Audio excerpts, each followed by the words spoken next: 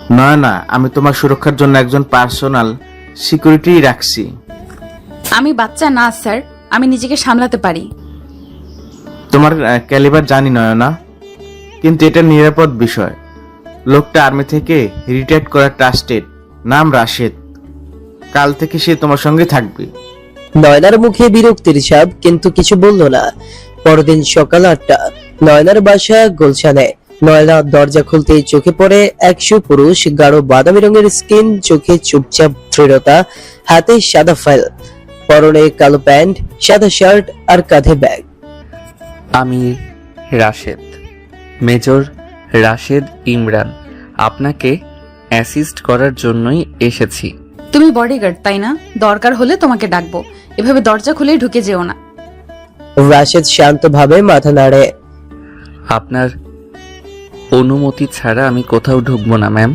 নয়না ভেতরে গেল, কিন্তু তার মাথায় ঘুরপাক খাচ্ছিল লোকটা।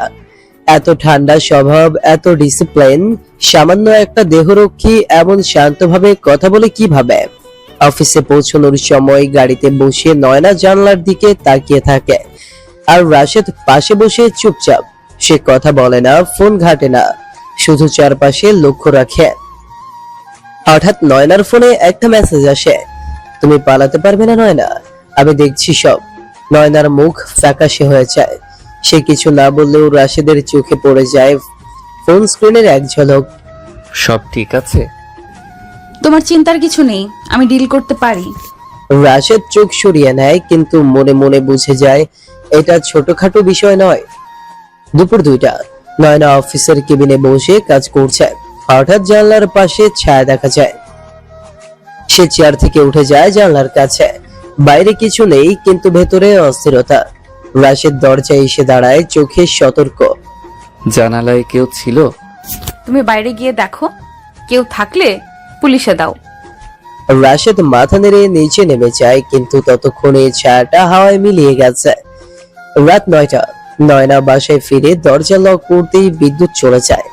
হঠাৎ একটা আওয়াজ হয় রান্নাঘরে। সে একা তার বুকের মধ্যে ধকধক করতে থাকে। ধীরে ধীরে ছুরি হাতে নিয়ে এগিয়ে যায়, আর ঠিক তখনই টিংটং, ডোরবেল। সে দৌড়ে দরজা খুলে দেখে রাশেদ দাঁড়িয়ে। আমি যাচ্ছিলাম, হঠাৎ লোডশেডিং দেখে থামলাম। কোনো সমস্যা? নয়না গভীরভাবে তাকায় রাশেদের চোখে। সে বুঝতে পারছে লোকটা সত্যিই দায়িত্ববান।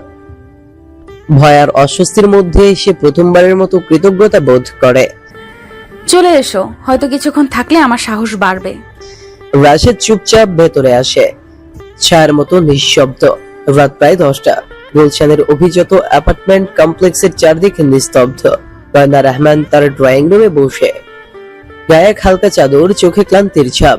বিদ্যুৎ চলে যাওয়ার পর থেকেই তার মনটা অদ্ভুত অস্বস্তিতে ভরে গেছে, যেন কোথাও কেউ আছে, চোখ রেখে আছে তার চলাফেরার উপর। রাশেদ এখন ডাইনিং টেবিলের পাশে দাঁড়িয়ে, তার চোখ সতর্ক, শরীর স্থির। সাবেক আর্মি, তাই এসব পরিস্থিতিতে কিভাবে শান্ত থাকতে হয় সে জানে। তুমি না বলেছিলে বিদ্যুৎ চলে গেলে আমি ভয় পাই না? হালকা তাচ্ছিল্য ভরে বলে নয়না।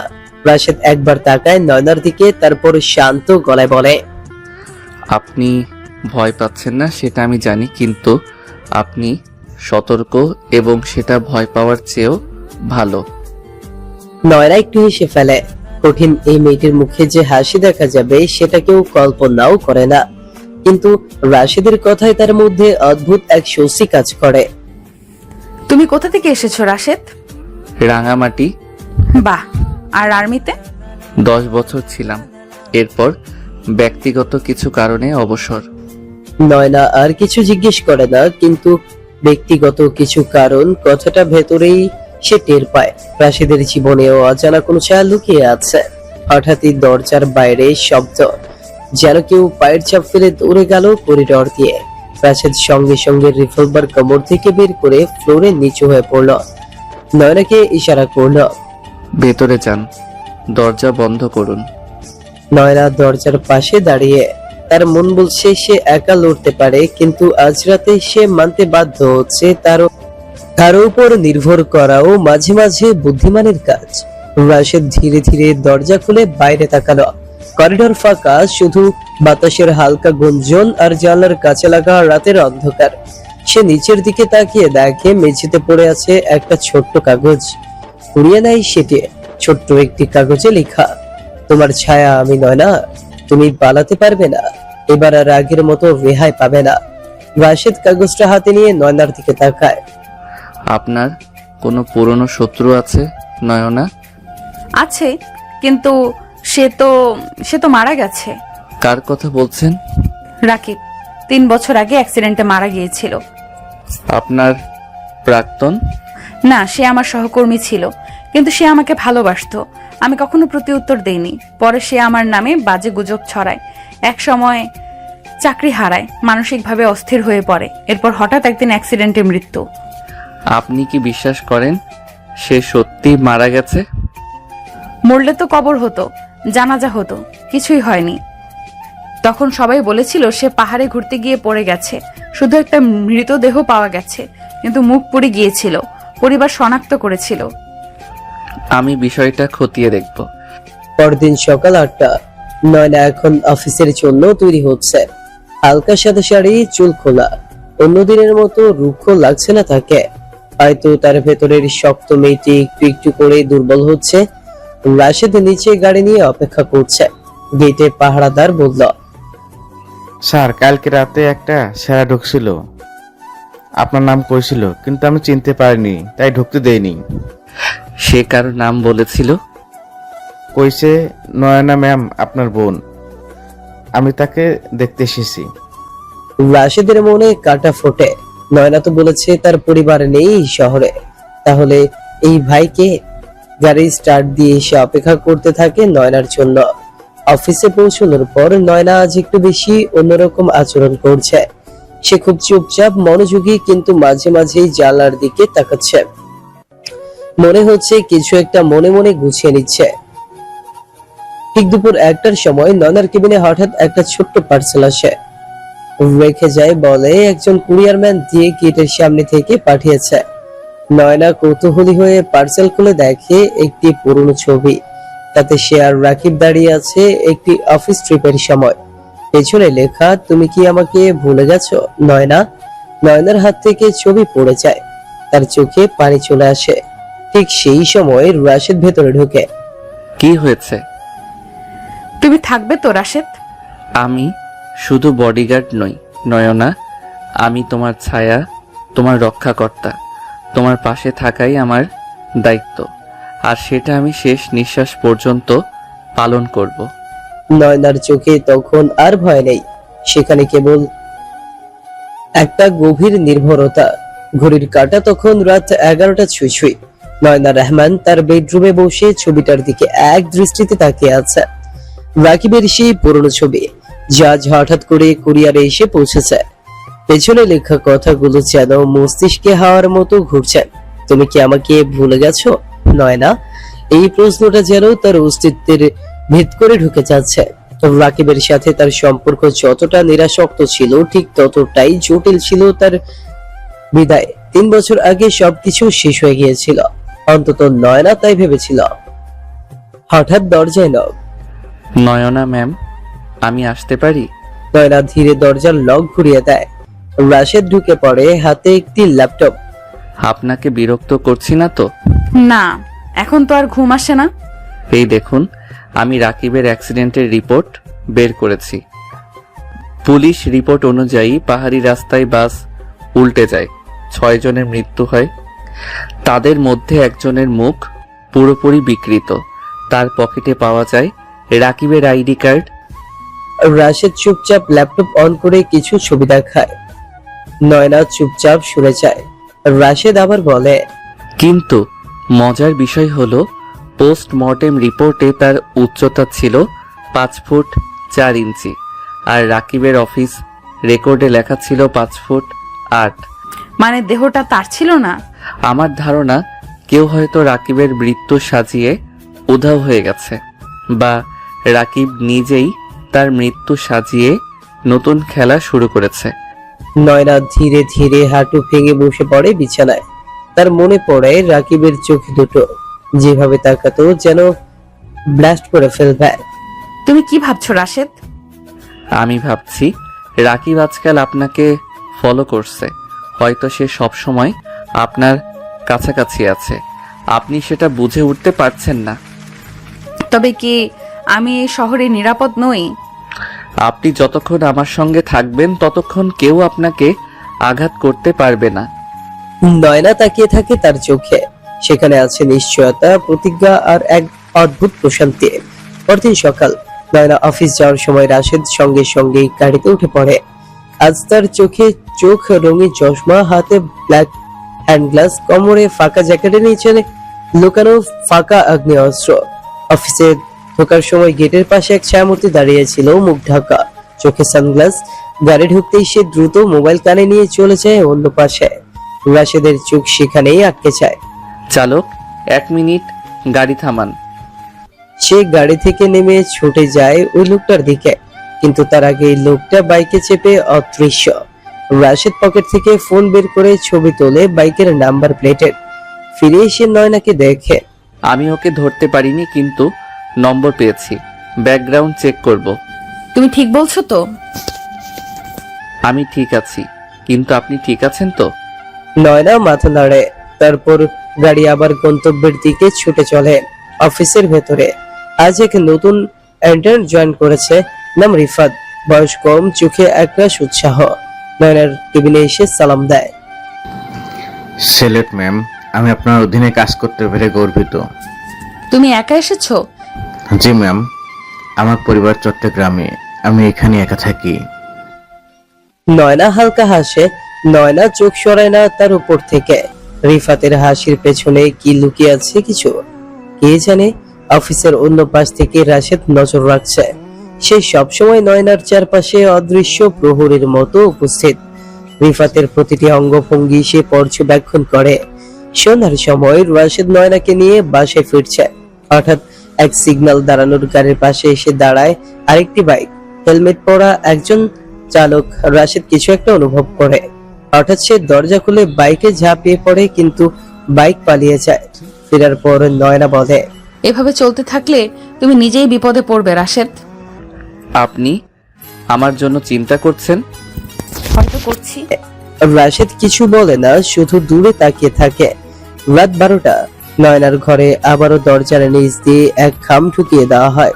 তাতে লেখা, তোমার বডিগার্ড তোমাকে রক্ষা করতে পারবে না। আমি ঠিক সময় মতো আসবো। এবার শুধু ছবি না, সত্যিকারের স্মৃতি নিয়ে যাব। নয়নার গলা শুকিয়ে আসে। আর কিছু না ভেবে সে রাশেদের রুমে ছুটে যায়। রাশেদ প্লিজ, আজ রাতে আমার ঘরে থাকো, আমি একা থাকতে চাই না। রাশেদ কিছু বলে না, শুধু মাথা নাড়ে। রাতটা দুইজন একসাথে কাটায়, একজন ভয়ে আর একজন প্রহরায়। নয়না জানে না এই রাশেদ শুধু তার বডিগার্ড না, ধীরে ধীরে সে তার জীবনের প্রতিটি নিঃশ্বাস হয়ে উঠছে। রাত 12:30। নয়নার ঘর অন্ধকার। জানলার পর্দা বাতাসে দুলছে, দেয়ালে ছায়া নাচছে বাতির আলোয়। রাশেদ চুপচাপ বসে আছে সোফায়, নয়না বিছানায়। আজ সে আর ভান করছে না, ভয় পেয়েছে, খুব ভয়। জীবনে এমন ভয় কখনো করে না সে, কিন্তু সেই খামটা সে লেখা তার আত্মাকে নাড়িয়ে দিয়েছে। রাশেদ, হ্যাঁ। তুমি কি আমার জন্য মরতে পারবে? আপনার জন্য মরার আগে বাঁচিয়ে রাখার চেষ্টা করব। যদি বাঁচাতে না পারি তাহলে মরাও যাবে। নয়নার চোখে কেমন যেন নরম ভাব ফুটে ওঠে। সে ধীরে বিছানার পাশে জায়গা করে দেয়। এসো এখানে বসো, একা থাকতে ভয় করছে। রাশেদ প্রথমে একটু দ্বিধায় পড়ে। এই ঘরে, এই বিছানায়, এই পরিস্থিতিতে, তা সত্ত্বেও সে এগিয়ে যায়। শুয়ে পড়ে নয়নার পাশে, কিছুটা দূরে পেছনে ঘুরে। তুমি কি ঘুমিয়ে গেছো? না, এখনো না। তাহলে ঘুমিয়ে যাও। আমি চোখ বন্ধ করলেই মনে হচ্ছে কেউ দেখছে আমাকে। আমি এখানে আছি, কেউ কিছু করতে পারবে না। নয়না ধীরে ধীরে তার দিকে ঘুরে আসে। খুব হালকা করে রাশেদের বাহুতে হাত রাখে। রাশেদের শরীরে হালকা কাঁপুনি খেলে যায়। তুমি তো একজন বডিগার্ড, কিন্তু আমি তো তোমায় এখন একটা মানুষ হিসেবে দেখতে শুরু করেছি। নয়নার গলা নিচু, কেমন যেন আবেগ মাখা। রাশেদ কিছু বলে না, এমন কিছু বলার সময় নয়। চোখে ঘুম নামে ধীরে ধীরে, কিন্তু রাতটা ঘুমে নয়। ভোর 5টা। একটা আওয়াজে নয়না জেগে ওঠে। রাশেদ ইতিমধ্যেই জেগে গেছে। তার হাত পিস্তলের কাছে। কি হয়েছে? কেউ ছাদে উঠেছে, শব্দ পেয়েছি। রাশেদ দ্রুত উঠে ছাদের দিকে ছুটে যায়। নয়না চুপচাপ জানলার পাশে এসে দাঁড়ায়। ছাদে গিয়ে কেউ একজনের ছায়া দেখতে পায় রাশেদ, কিন্তু পেছন থেকে চিৎকার করতেই ছায়া মূর্তিটা লাফ দিয়ে পাশের ছাদে নেমে যায়। রাশেদ এক ছুটে দেয় তার পেছনে, কিন্তু ছায়া মানুষ হারিয়ে যায় গলির ভেতর। ফিরে এসে রাশেদ দেখতে পায় নয়না বারান্দায় দাঁড়িয়ে, তার চোখে জল। আমার মনে হয় না আমি আর স্বাভাবিক থাকতে পারবো। আপনি যতক্ষণ আমার সঙ্গে আছেন আপনি নিরাপদ। নয়না চুপচাপ এগিয়ে এসে রাশেদের বুকে মাথা রাখে। তুমি থাকো না আমার পাশে সব সময়, শুধু একজন বডিগার্ড হয়ে নয়, আরো কিছু হয়ে। রাশেদ স্তব্ধ। এই নয়না রহমান যে মানুষকে সহজে কাছে আসতে দেয় না, আজ সেই নয়না নিজেই তার কাছে আসতে চেয়েছে। সে চোখ বন্ধ করে ধীরে বলল, আমি থাকতে চাই একজন প্রহরী হয়ে, একজন মানুষ হয়ে, আর হয়তো একদিন একজন জামাই হয়ে। নয়নার ঠোঁটের কোণে এক ছিলতে হাসে, কিন্তু দুজনের কারোই জানা নেই এই ভালোবাসার পথে চড়ানো আছে মৃত্যু, বিশ্বাসভঙ্গ আর পুরনো সম্পর্কের ছায়া। সকাল 9টা, নয়না রহমান অফিসের মিটিং রুমে বসে আছে। পাশেই রাশেদ আগের মতো ছায়া হয়ে, যার পাশে কর্মকারীদের ব্যস্ততা, নোট প্রেজেন্টেশন সব স্বাভাবিক। তবু নয়নার চোখে ভয়, মনে দ্বিধা, কারণ কাল রাতের সেই খামটার লেখাগুলো এখনো যেন মনে খোদাই হয়ে আছে। তোমার বডিগার্ড তোমাকে রক্ষা করতে পারবে না। সে চোখ তুলে তাকায় রাশেদের দিকে। সে চুপচাপ তাকিয়ে আছে দেয়ালের দিকে, হাত চেপে রেখেছে বেল্টের কাছে, পিস্তল সর্বদা প্রস্তুত। হঠাৎ দরজা ঠেলে ভেতরে আসে সেই ইন্টার্ন রিফাত, হাতে কিছু ডকুমেন্ট, ছোটে হাসে। স্যার ম্যাম, এগুলো আজকে মিটিং এর জন্য। নয়না হালকা মাথা নাড়ে, কিন্তু রাশেদ তাকিয়ে থাকে রিফাতের পায়ের দিকে। 1 সেকেন্ড, 2 সেকেন্ড, হঠাৎ রাশেদ বলে, তোমার বা পায়ের জুতোতে কালচে দাগ কেন? আমি মানে সিঁড়িতে উঠতে গিয়ে পড়ে গিয়েছিলাম, মনে হয় দাগ লেগে গেছে। রাশেদ কিছু না বলে আবার সামনে তাকায়। নয়না বুঝতে পারে রাশেদের চোখ কিছু ধরেছে, যা সে বোঝে না এখনই। সন্ধ্যা, রাশেদ ও নয়না অফিস শেষে বাসে ফিরছে। গাড়িতে বসে নয়না বলল, তুমি কি রিফাতকেও সন্দেহ করো? আমি কাউকে সন্দেহ করি না, আমি প্রমাণ খুঁজি। আর রিফাত, সে কিছু লুকোচ্ছে। কিন্তু সে তো এখন ইন্টার্ন মাত্র। আপনার অফিসে ঢুকতে হলে ন্যাশনাল ডেটাবেজে ভেরিফিকেশন হয়, তাই না? হ্যাঁ। আমি আজ সন্ধ্যায় চেক করব। যদি রিফাত নামে আসল কেউ থাকে তাহলে তো রেকর্ডে থাকবে, আর যদি না থাকে তাহলে খেলাটা শুরু হয়ে গেছে। নয়না চুপ হয়ে যায়, তার বুকের ভেতরে যেন হিমেল বাতাস বয়ে যায়। রাত 9টা, রাশেদ তার ল্যাপটপে কাজ করছে। নয়না এসে পাশে বসে। তুমি আমার সঙ্গে খেতে চলো না? খাবো, আগে এই ছেলেটার পরিচয়টা বের করি। সার্চ দেয় রিফাত রহমান, বর্ন 1998, চট্টগ্রাম, কিন্তু কোনো রেকর্ড মেলে না। No record found. রাশেদ ধীরে ধীরে মাথা নাড়ে। এই ছেলে রিফাত নয়, সে কে, কেন এখানে এসেছে? নয়নার মুখ ফ্যাকাশে হয়ে যায়। তুমি কি বলছো? সে আমার অফিসে এসে প্ল্যান করে কাজ করছে? হ্যাঁ, আমি এখন থেকে তাকে চোখে চোখে রাখবো, আর আপনি আমার পাশ ছাড়া এক পাও নড়বেন না। নয়না এবারের প্রতিবাদ করে না, কেমন যেন অভ্যস্ত হয়ে গেছে এই রাশেদের উপস্থিতিতে। রাত 11:30, নয়নার ফোনে একটা ভিডিও আসে, নাম্বার ব্ল্যাঙ্ক। ভিডিওতে দেখা যাচ্ছে এক অন্ধকার ঘরে একজন লোক বসে আছে, মুখে মুখোশ, সামনে এক লাল টিপ দিয়ে বাঁধা একটা ছোট্ট বাক্স। লোকটা বলে, নয়না রহমান, তুমি ভুল করেছ, তুমি রাকিবকে ঠকিয়েছ, এবার তোমাকে তার জন্য শাস্তি পেতেই হবে। ভিডিও শেষ হওয়ার পরেই ফোনে SMS, কাল সকাল 7টার মধ্যে এই বাক্সটা তোমার গেটের সামনে থাকবে। খোলার সাহস করো না, নয়তো। নয়না চিৎকার করে ওঠে। রাশেদ দৌড়ে আসে, ফোনটা দেখে নেয়। কাল গেটের সামনে একটা বাক্স পড়বে, সেটা তুমি খুলবে না। তুমি কি ভাবছো এটা বোমা হতে পারে?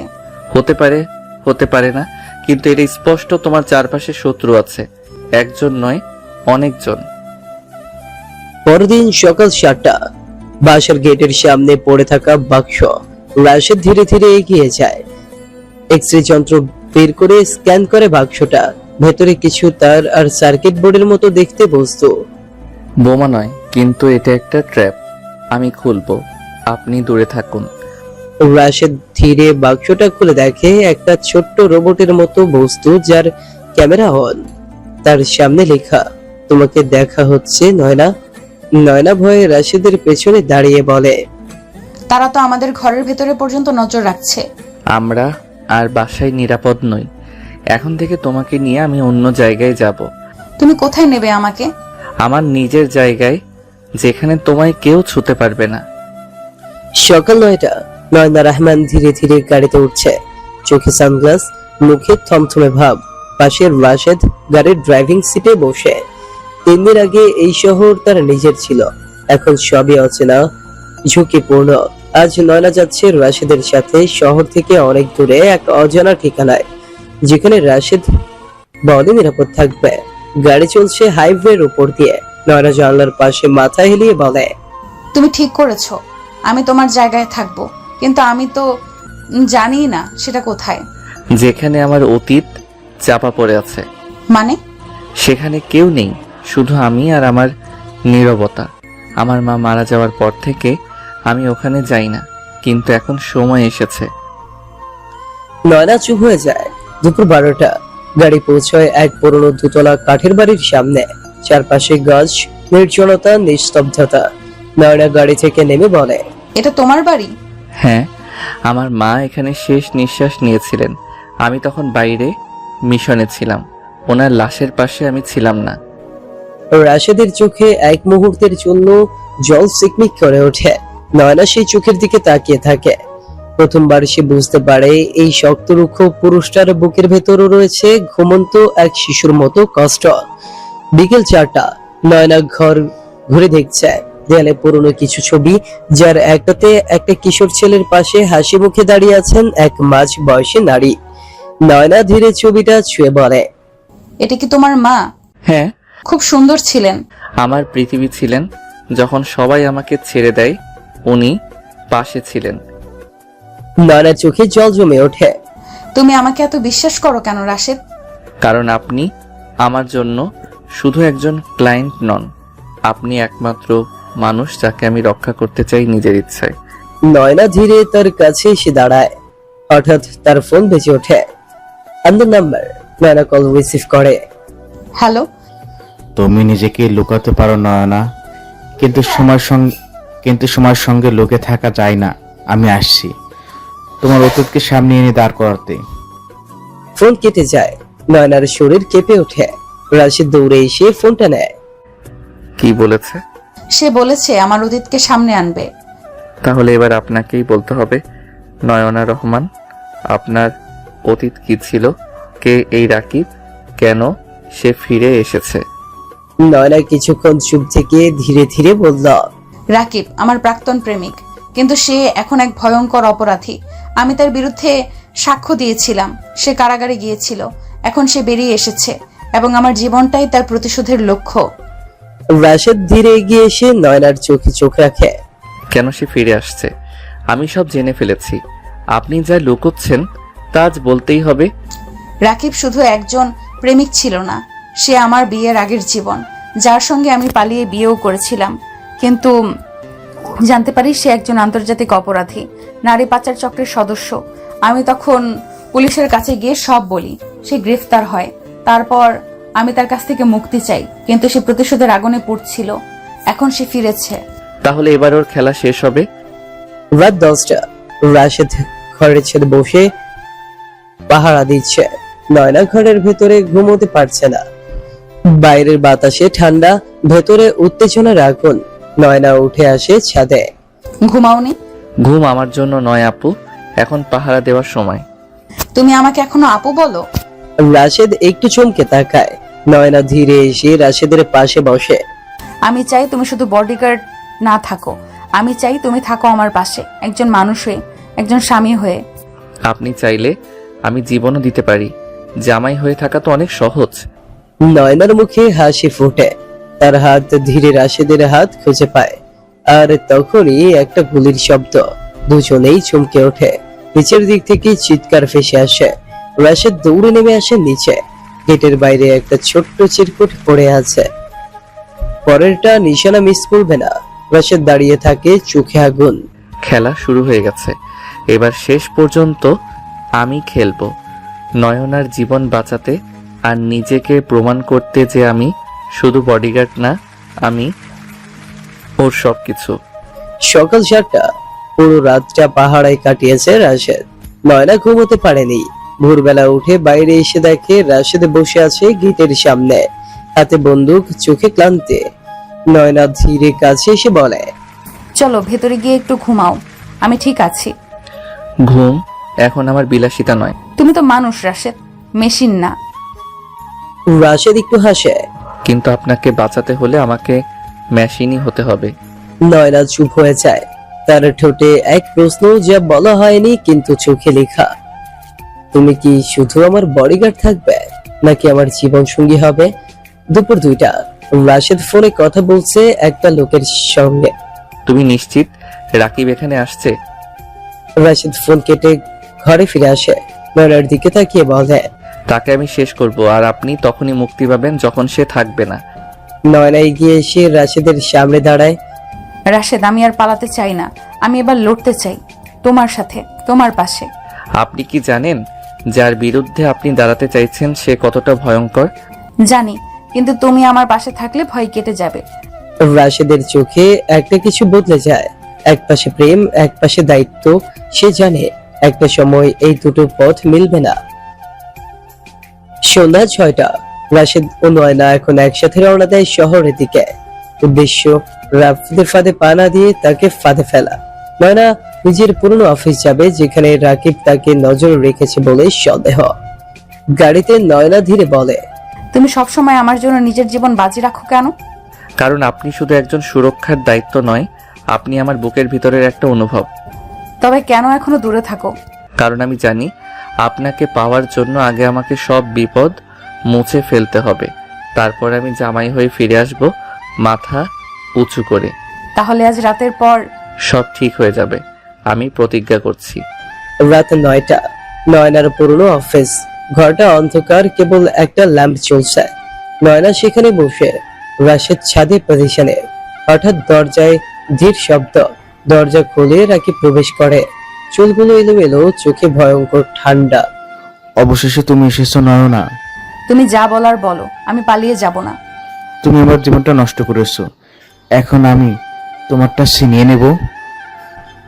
রাকিব সামনে এগিয়ে আসে। নয়না পেছনে হাঁটে। ঠিক সেই মুহূর্তে বন্দুকের ঠান্ডা গলা শুনে হাত তোলো রাকিব। রাশেদ ছাদের উপর থেকে লাফিয়ে নেমে এসেছে, পয়েন্ট ব্ল্যাঙ্কে বন্দুক তাক করা। রাকিব হাসে। তুমি কি ভাবছো আমি একা এসেছি? তুমি ভুল ভাবছো, এবার আমি একা আসিনি, আর আমি আমার সাহস আর ভালোবাসা নিয়েই এসেছি। হঠাৎ চারপাশ থেকে রাকিবের লোকজন বেরিয়ে আসে। 5 থেকে 6 জন। রাশেদ বন্দুক ঘুরিয়ে এক এক করে সবার দিকে তাক করে। নয়না ঘরের এক কোণে গুটিয়ে যায়। তীব্র গোলাগুলি শুরু। রাশেদ একের পর এক লোক নামিয়ে ফেলছে, কিন্তু একজন রাকিব নয়নার দিকে দৌড়ে যাচ্ছে। রাশেদ চিৎকার করে, নয়না নিচু হয়ে যাও। সে গুলি ছুড়ে। লোকটা পড়ে যায়। অবশেষে ঘরে শুধু রাকিব আর রাশেদ। দুজনের চোখে চোখ। রাকিব বন্দুক তোলে, রাশেদও তোলে। একটা গুলির শব্দ, কয়েক সেকেন্ড নীরবতা। রাকিব পড়ে যায়। বুক থেকে রক্ত গড়িয়ে আসছে। রাশেদ দৌড়ে নয়নার কাছে যায়। তুমি ঠিক আছো? তুমি গুলিবিদ্ধ হলে? না, এটা শুধু তোমার জন্য। আমি শেষ নিঃশ্বাসেও তোমাকে ভালোবাসবো। নয়না কাঁদছে। তার চোখে আর কোনো ভয় নেই।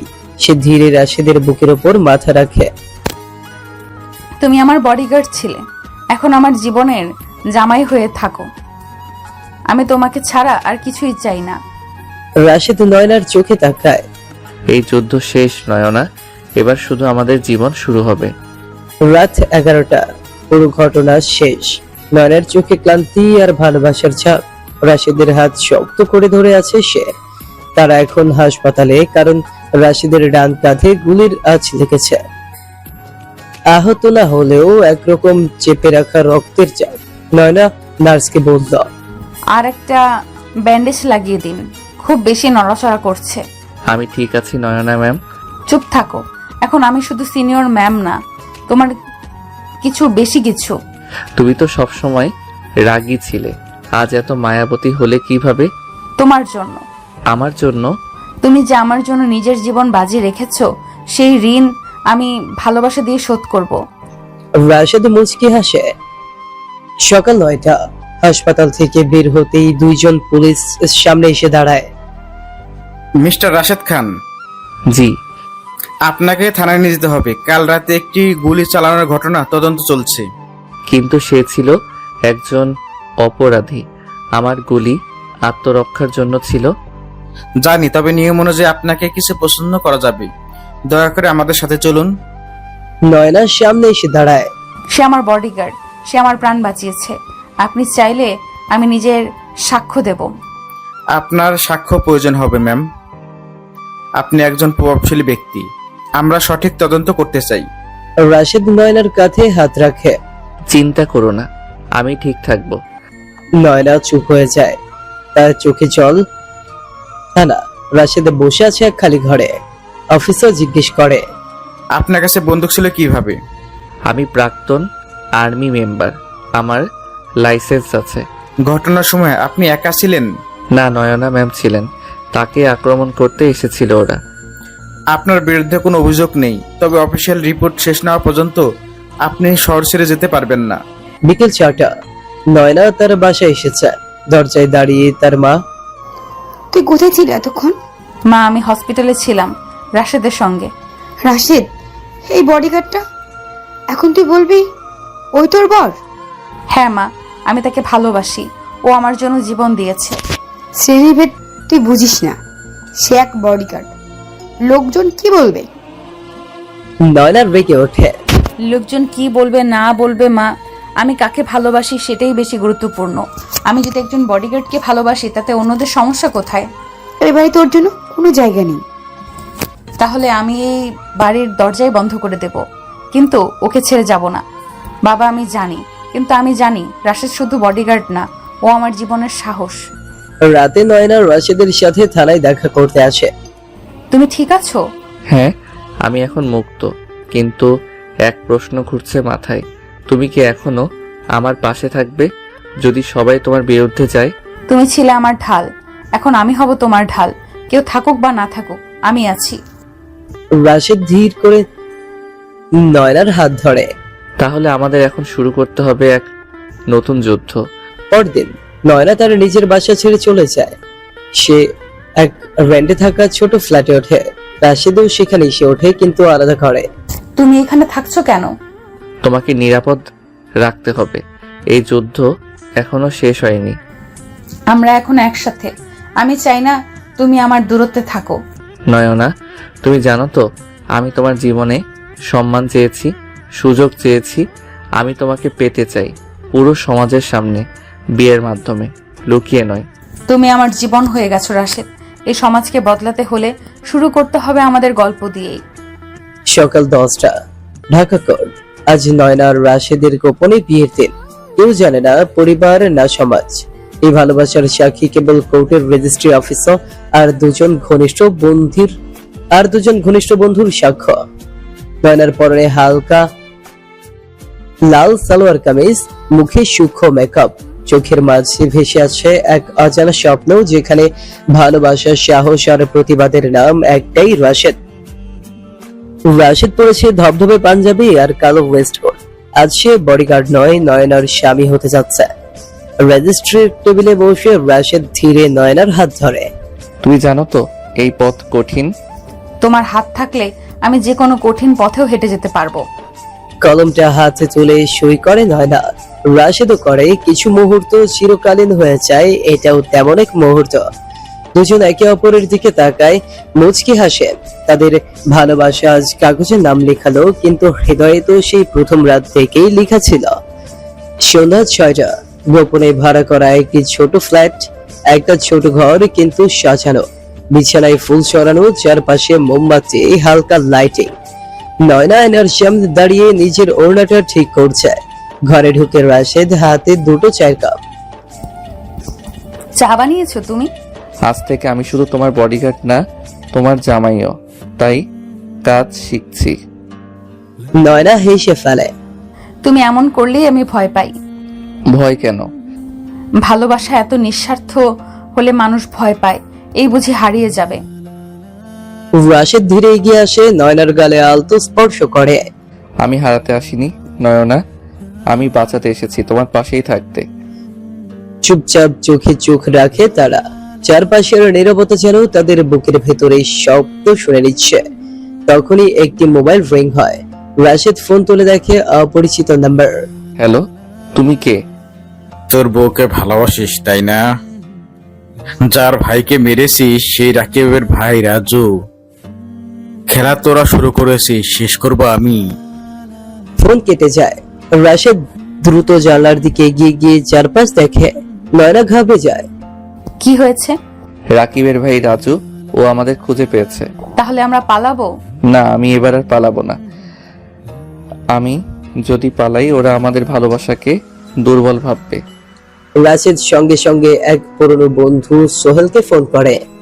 তুই এখনো থানায় আছিস? তাহলে একটু সময় দে, আমি রাজুর নাম দিয়ে একটা জিডি করতে চাই। নয়নার নিরাপত্তা জরুরি। রাত 8টা।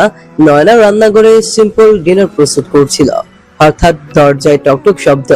রাশেদ দরজা খুলে দেখে একজন বয়স্ক ভদ্রলোক। আমাকে যেতে হবে রাশেদ, এটা আমাদের সম্মান বাঁচানোর প্রশ্ন।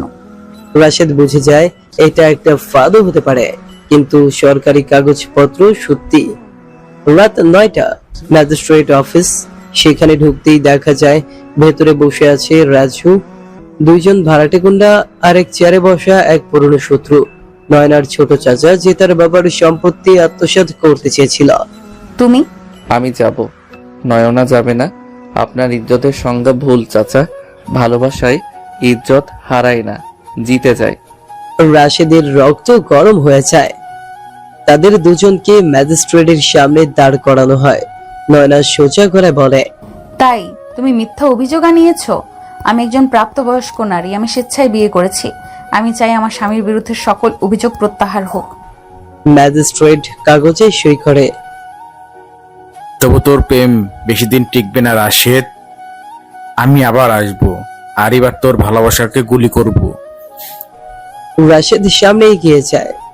এইবার গুলি চালানোর আগে বুঝে নিও, আমিও বদলে গেছি। এবার আমি শুধু বডিগার্ড না, একজন স্বামী, একজন যোদ্ধা। রাত 10টা। বাসে ফেরে নয়না ক্লান্ত, কিন্তু মুখে একটা তৃপ্তি। তুমি আমাকে বাঁচিয়ে চলেছো রাশেদ, আর কতবার বাঁচাবে? রাশেদ ধীরে বিছানার পাশে বসে তার কাঁধে হাত রাখে। যতবার দরকার ততবার। এবার এই জীবনটা শুধু তোমার জন্য। নয়না তাকে জড়িয়ে ধরে। এই ঘর, এই রাত, এই যুদ্ধ শেষে আমাদের জয়টা আজ সত্যিই পূর্ণ হলো। রাত 11টা। নয়না ও রাশেদের ছোট্ট ফ্ল্যাট। রাত গভীর হলেও ঘুম আসছে না নয়নার। বিছানায় শুয়ে শুয়ে বারবার মোবাইলে রাশেদের দিকে তাকাচ্ছে সে। রাশেদ জানলার পাশে দাঁড়িয়ে বাইরে তাকিয়ে আছে, একেবারে চুপচাপ, চোখে মুখে স্পষ্ট চিন্তার ছাপ। এত চুপ কেন তুমি? চিন্তা করছি। রাজু যা বলল ও থামবে না নয়না। তাহলে আমরা কি পালিয়ে যাব আবার? রাশেদ ধীরে নয়নার পাশে বসে বলে, এইবার আর না। এবার পালিয়ে বাঁচবো না, লড়ে বাঁচবো। তুমি আবার ঝুঁকি নিতে যাচ্ছ না তো? না, আমি এখন দায়িত্বশীল। আমার শুধু তোমার জন্য বাঁচতে হবে, তাই সবকিছু বুঝে করব। নয়নার চোখে অজানা ভয়। রাশেদ নিচের মোবাইলে পুরনো কমান্ডার নাম্বারে কল করে। স্যার, আমি আবার জয়েন করতে চাই। এই শহরে থেকে নয়নাকে নিরাপত্তা দিতে হলে আমার আবার ইউনিফর্ম দরকার। আমি এখন একজন স্বামী স্যার, দায়িত্ব পালনে আমি আর ভয় পাই না। পরদিন সকাল 8টা। Police headquarter. রাশেদ ইউনিফর্ম পরে ফিরছে, মাথা উঁচু করে ঢুকছে অফিসে। সহকর্মীরা সবাই অবাক। কমান্ডার হাসি মুখে রাশেদকে দেখে। রাশেদ মাথা নিচু করে সম্মান জানায়। অন্যদিকে রাজুর গ্যাং বেস। রাজু গালিতে গালিতে মুখ ভরিয়ে বলছে, ও আবার ইউনিফর্ম পরে নিয়েছে, ভালো। তাহলে এবার একেবারে আক্রমণ করতে হবে। আমিও তো রাজু, আমি এবার শুধু ওকে নয়, ওর বউটাকে টার্গেট করব। রুটিন সব ক্র্যাক করছে, এমনকি নতুন ফ্ল্যাটের ঠিকানাও জেনে ফেলেছে। একটা ছোট্ট ব্লাস্টেড ওদের প্রেম সিনেমা শেষ হয়ে যাবে। সন্ধ্যা 6টা। নয়না তার কলেজ থেকে ফিরছে, হাতে ফাইল, কাঁধে ব্যাগ, পেছনে একটা কালো বাইক ধীরে ধীরে ফলো করছে তাকে। নয়না সেটা বুঝে ফেলে, মোবাইল বের করে রাশেদকে কল করে। তোমার কথা ছিল কেউ আমাকে ফলো করছে। কোথায় তুমি? কলেজ গেট পেরিয়ে 2 নাম্বার গলিতে। রাশেদ সাথে সাথে অফিস থেকে বাইকে রওনা দেয়। অন্যদিকে বাইকটা হঠাৎ নয়নার সামনে এসে দাঁড়ায়। 3 জন লোক নেমে আসে, তাদের চোখে মুখে লালসা, মুখে রুমাল বাঁধা। হঠাৎ রাস্তার এক কোণা থেকে বাইকের শব্দ, রাশেদ এসে হাজির। 2 সেকেন্ডে বাইক থামিয়ে লাফ দিয়ে সামনে এসে দাঁড়ায়। নয়নার দিকে চোখ তুলেছিস মানে আমার জানের দিকে তুই হাত বাড়িয়েছিস? বলে একজন ছুরি বের করে। রাশেদ নিজের কোমর থেকে সার্ভিস রড বের করে, ধাক্কা দিয়ে ছুরিওয়ালাকে ফেলে দেয়। অন্যজন ঝাঁপিয়ে পড়ে। রাশেদ অন্য একজনকে মাটিতে ফেলে দিয়ে কোণে দিয়ে ঘাড়ে আঘাত করে, আরেকজনকে হেডবাট মেরে ফেলে দেয়। নয়না কাঁপছে, তবুও রাশেদের পেছনে এসে দাঁড়ায়। তুমি ঠিক আছো? তুই ঠিক আছো কিনা সেটাই বড় কথা। রাশেদ 3 জনকেই ধরে থানায় পাঠিয়ে দেয়। রাত 9টা, বাসা। রাশেদ চুপ করে বসে আছে, নয়না ওর কাঁধে বসে মাথা এলিয়ে আছে। তোমাকে আবার এই পথে ফিরিয়ে আনলাম। না নয়না, আমি তো এই পথেরই লোক, কিন্তু এবার আমি জানি আমার পথের শেষ তুমি। তুমি জানো তোমার সাহসিকতা আমাকে বারবার প্রেমে ফেলে দেয়। আর তোমার ভালোবাসা আমাকে অজেয় করে তোলে। অন্যদিকে রাজু গ্যাং। রাজু মোবাইলে একটা ভিডিও দেখছে, নয়না আর রাশেদের রাস্তায় মারামারির দৃশ্য। তোরা যতই মারিস ওরা আবার ফিরে আসবে। এখন দরকার এমন একটা কাজ যাতে ওরা চিরতরে থেমে যায়। আমার রাজনীতি আমার রক্তে, আমি কাউকে পাত্তা দেই না। এবার নয়নার জীবন নিয়ে খেলবো। সকাল 7টা, নয়না ও রাশেদের ফ্ল্যাট। নয়না আজ একটু বেশি চুপচাপ, চা খেতে খেতে এক দৃষ্টিতে তাকিয়ে আছে বারান্দার দিকে। রাশেদ বুঝতে পারে ওর ভেতরে কিছু একটা চলছে। কি ভাবছো? যদি আবার কিছু হয়? তুই জানো আমি আছি। এবার তোমার কাছ থেকে এক পলাও দূরে যাব না। নয়না মাথা নিচু করে বলে। তোমার জন্য ভয় হয় রাশেদ। রাশেদ কাছে এসে ওর কপালে চুমু দিয়ে বলে, আমি এখন শুধু তোমার স্বামী না, তোমার বডিগার্ড, জামাই, তোমার জীবনের একমাত্র প্রহরী। এই কথাগুলো শুনে নয়নার চোখে জল চলে আসে। অন্যদিকে শহরের এক পরিত্যক্ত গুদামে রাজু ও তার দল। একজন ছেলে বোমা তৈরি করছে, রাজু একপাশে দাঁড়িয়ে ফোনে কারো সঙ্গে কথা বলছে। হ্যাঁ ভাই, সব ঠিকঠাক। আজ কলেজে ছোট একটা বিস্ফোরণ হবে। ছাত্রী মারা যাক, তাতে কিছু যায় আসে না। আমার টার্গেট একটাই, নয়না। রাজু হেসে ওঠে, একটা ঠান্ডা নির্মম হাসি। সকাল 9টা, নয়নার কলেজে আজ কিছুটা চাপা উত্তেজনা। হঠাৎ কিছু ছাত্রছাত্রী বলতে থাকে যে আজ নাকি কাউকে বাইরে অচেনা লোক ঘোরাফেরা করতে দেখা গেছে। নয়না কনফারেন্স রুমে একটা মিটিং এ ব্যস্ত। রাশেদ বাইরে অপেক্ষা করছে বাইকে বসে, চোখে সানগ্লাস, কানে ছোট হেডফোন, স্ক্যানার অন করা। এদিকে তার মোবাইলে এক পুলিশ অফিসার কল করে। রাশেদ ভাই, একটা তথ্য পেলাম। কেউ একজন আজ বিকেলে কলেজ বিস্ফোরণের প্ল্যান করেছেন। তুমি কি নিশ্চিত? হ্যাঁ ভাই, রাজুর গ্যাংয়ের একজন আমাদের লোককে মুখ ফুসকে বলে ফেলেছে। রাশেদ সঙ্গে সঙ্গে বাইক থেকে নেমে কলেজের ভেতর দৌড় দেয়। নয়না, নয়না কোথায়? ছাত্রছাত্রীরা হতভম্ব। রাশেদ সোজা কনফারেন্স রুমে ঢোকে। নয়না অবাক। এই তুমি হঠাৎ? চলো এখান থেকে। কিন্তু রাশেদ হাত ধরে টেনে বের করে নেয়। একই সময় কলেজের পেছনের ওয়াশরুমের নিচে প্ল্যান করা ছোট একটা টাইম ডিভাইস টিকটিক করে চলছে। আর মাত্র 5 মিনিট। রাশেদ ছুটতে ছুটতে কলেজের প্রিন্সিপালকে জানায়। এখনই পুরো বিল্ডিং খালি করে ফেলুন, এখনই বিস্ফোরণ হতে যাচ্ছে। প্রিন্সিপাল আতঙ্কে মাইক অন করে ছাত্রছাত্রীদের বাইরে যাওয়ার নির্দেশ দেয়। হট্টগোল, দৌড়াদৌড়ি। নয়না রাশেদের হাত শক্ত করে ধরে রাখে। আমার জন্য তুমি এত ঝুঁকি নিচ্ছ কেন? কারণ তুমি শুধু একজন সিনিয়র ম্যাডাম নও, তুমি আমার জীবন। 9:30। সবাই যখন বাইরে এসে দাঁড়িয়েছে, একটা ছোট বিস্ফোরণ হয় কলেজের ওয়াশরুমের কাছে। বিস্ফোরণ ছোট হলেও ভয়ানক শব্দ হয়। সবাই চিৎকার করে আতঙ্কে দৌড়াতে থাকে। রাশেদ কলেজে ঢুকে আগুন নিয়ন্ত্রণে আনতে শুরু করে। ফায়ার সার্ভিস এসে যায়। একটা ছোট ঘটনা হলেও বুঝিয়ে দেয় এটা ছিল সতর্কবার্তা। নয়না তখনও স্তব্ধ, রাশেদের বুকের সাথে জড়িয়ে আছে। তুমি না থাকলে আমি আজ হয়তো বাঁচতাম না। রাশেদ ওর চোখে তাকিয়ে বলে, তুমি এখন জানো আমি শুধু তোমাকে ভালোবাসি না, আমি তোমার জন্য জীবন দিতেও রাজি। আমাকে কখনো ছেড়ে যেও না, প্রমিস মি। I promise. যতক্ষণ তুমি আছো আমি আছি, যতক্ষণ শ্বাস আছে আমি তোমার পাহারাদার। অন্যদিকে রাজু রাগে পাগল। ওরা জানলো কিভাবে? কে আমাদের খবর দিল? যাকে পেলে আমি টুকরো টুকরো করে দিব। রাজু টেবিলের উপর হাত দিয়ে মারতে মারতে চিৎকার করে ওঠে। রাশিদকে থামাতে না পারলে আমার রাজনীতি শেষ। সন্ধ্যায় নয়না ও রাশেদ বাসায়। নয়না রাশেদের জন্য রান্না করছে। খুব সাধারণ কিন্তু মমতায় ভরা এক থালা ভাত, ডাল আর ডিম ভাজা। রাশেদ খেতে খেতে বলে, এই খাবারের স্বাদ আমার মার হাতের রান্নাকেও হার মানায়। তোমার ভালোবাসা এই রান্না স্বর্গের মতো হয়। দুজনের চোখে এখন এক ধরনের গভীরতা। ভয়, মৃত্যু আর ভালোবাসার মাঝখান দিয়ে তারা যেন আরো কাছাকাছি চলে এসেছে। তুমি এক সময় আমাকে ভয় পেতে, মনে আছে? হ্যাঁ, কিন্তু এখন আমি তোমাকে হারাতে ভয় পাই। তোমার জন্য জীবন দেব, তবু তোমার চোখে কান্না দেখতে পারবো না। নয়নার চোখে জল টলমল। একসময় মেজাজি সিনিয়র ম্যাম ছিল সে, এখন ভালোবাসে ভেজা এক নারী মন। টেবিলে দুজনের ব্যবহৃত থালাগুলো এখনো পড়ে আছে। নয়না সোফায় বসে টিভিতে খবর দেখছে। খবরটা মনোযোগ দিয়ে শুনছিল। আজ কলেজে একটি ছোট বিস্ফোরণের ঘটনা ঘটে, যার স্থানীয়দের আতঙ্কিত করে তোলে। পুলিশ সূত্রে জানা যায় কোনো উগ্রপন্থী দলের সম্পৃক্ততা থাকতে পারে। রাশেদ তখন বারান্দায় দাঁড়িয়ে সিগারেটের ধোঁয়ায় মুখ ঢেকে ফেলেছে।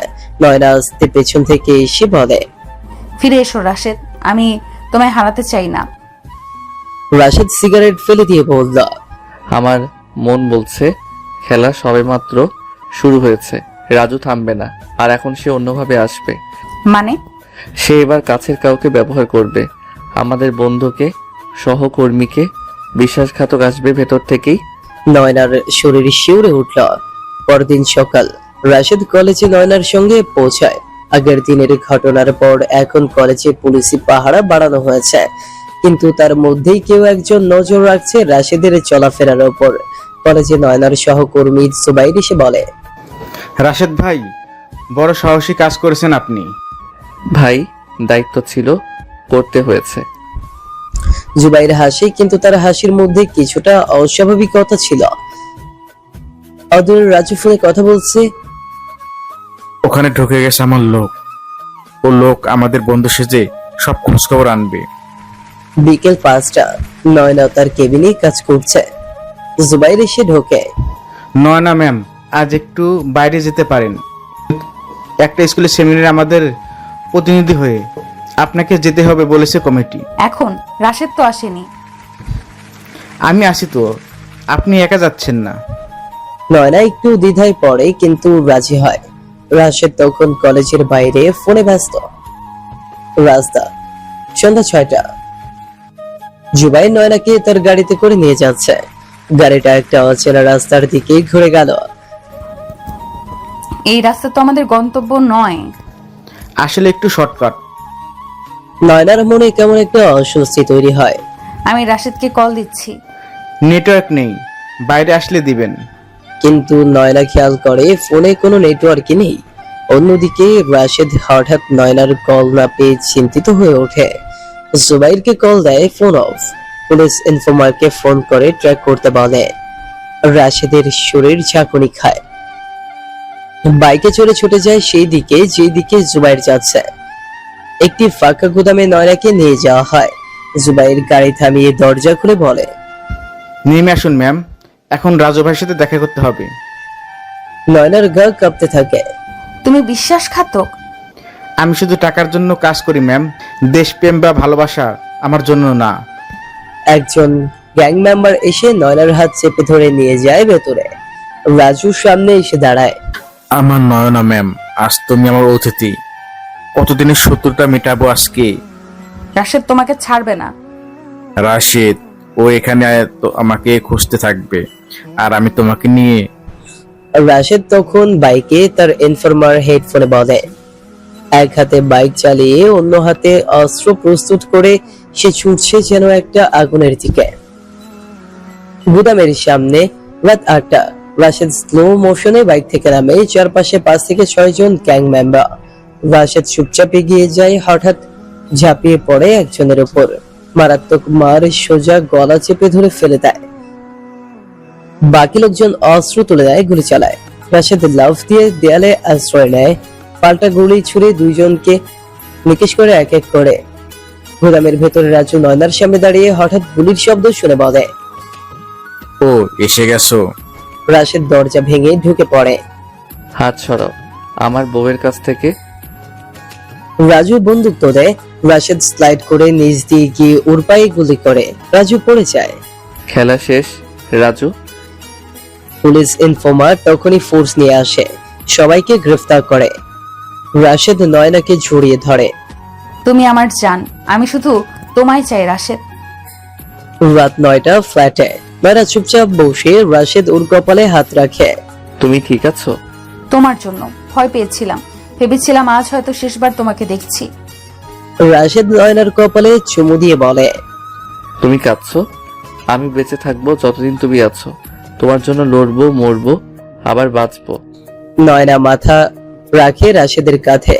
এই সম্পর্ক এখন আর শুধু দায়িত্ব নয়, এটা ভালোবাসা, সুরক্ষা আর আত্মার বন্ধন। রাত 10টা, নয়না ও রাশেদের ফ্ল্যাটে। ঘর নিস্তব্ধ। নয়না বিছানায় চুপ করে বসে আছে। জানলার বাইরে অন্ধকার শহর, মাঝে মাঝে দূর থেকে গাড়ির হর্ন। রাশেদ সোফায় বসে একটা পুরনো নথি পড়ছিল। নয়নার বাবার মৃত্যু রিপোর্ট। নয়না, তুমি তো বলেছিলে আঙ্কেল হার্ট অ্যাটাকে মারা যান, কিন্তু রিপোর্টে লেখা প্রেসার ইনজেকশনের অতিরিক্ত ডোজে মৃত্যু। আমি তখন খুব ছোট, মা সব সময় বলতেন বাবা ঘুমের মধ্যে চলে গিয়েছিল। বড় হয়ে জানতে পারি সেই রাতে হসপিটালে এক অচেনা নার্স ছিল, যার নাম বা রেকর্ড কিছুই নেই। মানে এটা পরিকল্পিত হত্যা? হয়তো, কিন্তু কেউ কিছু প্রমাণ করতে পারেনি। রাশেদ চুপ করে যায়। তার মনে হয় এই ঘটনার সঙ্গে রাজুর গ্যাংয়ের কোনো সম্পর্ক থাকতে পারে।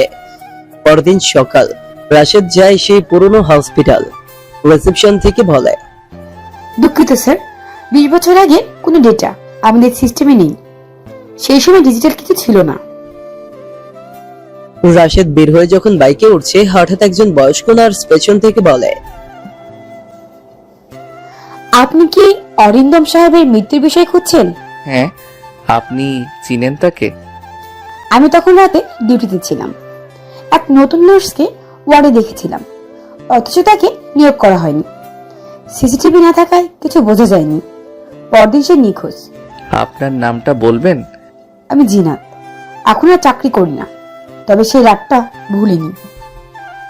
রাশেদ জিনাতের নাম ও কথা রেকর্ড করে, তারপর নয়নাকে ফোন দেয়। তোমার বাবার মৃত্যু হঠাৎ নয়, পরিকল্পিত ছিল। কেউ চেয়েছিল উনি যেন না বাঁচেন। নয়না ফোনের ওপাশে স্তব্ধ হয়ে যায়। কলেজে নয়না আজ ক্লাস নিচ্ছে না। সে তার বাবার পুরনো ডায়েরি খুঁজে বের করে। একটি পাতায় লেখা, কিছু মানুষ আমার চারপাশে সন্দেহজনক হয়ে উঠছে। আমি যদি কিছু করে উঠতে না পারি, নয়নাকে রক্ষা করবে সেই মানুষ যার চোখে ভয় নেই। নয়নার চোখ ভিজে ওঠে। ডায়েরির পেছনে একটা পুরনো ছবি, 3 জন মানুষ, নয়নার বাবা আর 2 জন অচেনা লোক। একজনকে দেখে নয়নার মাথা ঘুরে যায়। এটা তো রাজুর বাবা। এই মানে রাজুর পরিবারের সঙ্গে নয়নার বাবার পুরনো শত্রুতা ছিল। অন্যদিকে রাজু তার ছোট ভাইকে নিয়ে কথা বলছে। বাবা যেভাবে শেষ করেছিল নয়নার বাবাকে, আমিও তেমনি তোমাকে। নয়না আর রাশেদ, ওর তো সময় শেষ। রাত 8টা, নয়না ও রাশেদের বাসায় পুলিশ আসে। নয়ন রহমান, আপনার নামে ফারজানা খুনের অভিযোগ এসেছে, আপনাকে থানায় যেতে হবে। কি? আমি ফারজানাকে চিনিই না। প্রমাণ কোথায়? ওই ভিডিওতে দেখা যাচ্ছে আপনি ফারজানার সঙ্গে দেখা করছেন, তারপর সে মারা যায়। ভিডিওটা স্পষ্ট নয়, কিন্তু চেহারা অনেকটাই মেয়ে। রাশেদ বুঝে যায় এটা কারসাজি। থানায় নয়না জিজ্ঞাসাবাদে চুপচাপ। রাশেদ বাইরে বসে অস্থির। হঠাৎ তার ফোনে একটা অচেনা নাম্বার থেকে মেসেজ আসে, তোমার নয়নাকে মুক্ত করতে হলে তুমি নিচে চলে আসো সিটি কারখানায় রাত 11টার মধ্যে। একা। রাশেদ দাঁত চেপে ফেলে। আমার মেয়েকে যদি কেউ ছুঁয়েও দেয়, আমি পুরো শহর উল্টে দেব। রাত 11টা, পরিত্যক্ত সিটি কারখানা। রাশেদ একা যায়, আগেই বন্দুক নিয়ে প্রস্তুত। ভেতরে ঢুকতেই আলো নিভে যায়। অন্ধকারে একের পর এক রাজুর লোক ঘিরে ফেলে। স্লোক ল্যাব দিয়ে বলে, আমার বডিগার্ড জামাল সাহেব এসেছেন। বাহ! তুমি যতই চাল চালো, নয়নাকে কিছু করতে পারবে না। কিন্তু সে তো এখন খুনি, তুমি বাঁচাতে পারবে না। তুমি জানো না আমি কি করতে পারি একজন ভালোবাসার জন্য। এক ধাক্কায় সে সামনের দুজনকে ফেলে দেয়। চারদিকে গুলি চলতে থাকে। রাশেদ আহত হয় কিন্তু থামে না। সেই সময় পুলিশ পেছন থেকে ঢুকে পড়ে। ডাউন, সবাই নিচে। রাশেদ পুলিশ ইনফর্মারকে আগেই খবর দিয়ে রেখেছিল। রাজু পালানোর চেষ্টা করে, রাশেদ তার পথ আটকে দেয়। তোমার বাবার অপকর্ম তুমি আজ নিজে বহন করলে। তুই পারবি না আমাকে ধরতে। চেষ্টা তো করছি। রাশেদ তার বন্দুক তুলে রাজুর পায়ে গুলি করে। রাজু চিৎকার করে পড়ে যায়। পুলিশ তাকে গ্রেফতার করে। রাশেদ হাঁপাতে হাঁপাতে বাইরে বেরিয়ে আসে। পরদিন সকাল, নয়না মুক্ত। পুলিশ জানায় ভিডিওটা ভুয়া ছিল, বানানো। রাশেদ নয়নার হাত ধরে বাড়ি ফিরছে। নয়না বলে, তুমি যদি না থাকতে আমি আজ হয়তো। আমার যতদিন নিঃশ্বাস আছে কেউ তোমার গায়ে হাত দিতে পারবে না। নয়না চোখে জল এনে বলে, আমার বাবার কথাই ঠিক, তিনি বলেছিলেন ভয় যার চোখে নেই সেই রক্ষা করবে আমাকে। তুমি সেই মানুষ রাশেদ। দুজনের হাত এক হয়ে যায়। রাজু এখন জেলে, কিন্তু সবকিছু শেষ হয়ে যায়নি। এক রহস্য থেকেই যায়। রাজুর বাবা কেন নয়নার বাবাকে মারতে চেয়েছিল? এই প্রশ্নের উত্তরেই হয়তো লুকিয়ে আছে পরবর্তী ভয়ঙ্কর অধ্যায়ের শুরু। সকাল 8টা, নয়না ও রাশেদের ফ্ল্যাট। এক রাত আগের ভয়াবহতা কাটিয়ে নয়না শান্ত। রান্নাঘরে বসে চা খাচ্ছে। রাশেদ জানলার পাশে দাঁড়িয়ে দূরের আকাশ দেখছে, কিছু একটা ভাবছে। রাশেদ, হ্যাঁ, তোমাকে একটা জিনিস দেখাতে চাই। নয়না উঠে যায় তার রুমে। আলমারির এক গোপন খুব খুলে বের করে একটা পুরনো বাদামি চামড়ার খাতা। এটা আমার মায়ের ডায়েরি। বাবা মারা যাওয়ার পর এটা আমি খুঁজে পেয়েছিলাম, কিন্তু তখন এতটা গুরুত্ব দেইনি।